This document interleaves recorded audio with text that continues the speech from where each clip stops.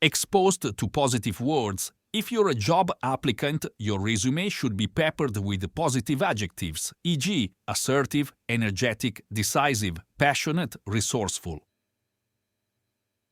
Instead of just saying who you are and what you're capable of, use strong, specific, and positive language to convey precisely your talents and capabilities. Then, when the interviewer meets you shortly after reading through your resume, these traits are already primed for association with you. For another interesting application of the power of language, see Chapter 26, The Best Way to Break Bad News. PowerPoint. One of the biggest mistakes criminal defense attorneys make is to put their client on the stand when the details of the crime are still fresh and easily accessible in the minds of jurors.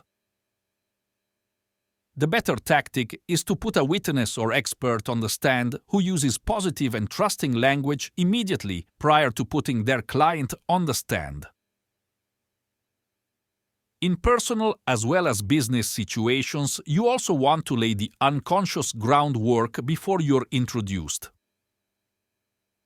Having a sales associate or your assistant tell your prospect about a recent vacation or a story that uses positive, uplifting language can be quite effective prior to your introduction.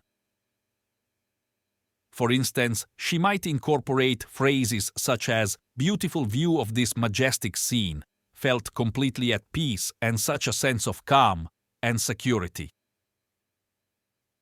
This puts these themes directly in the mind of your prospect.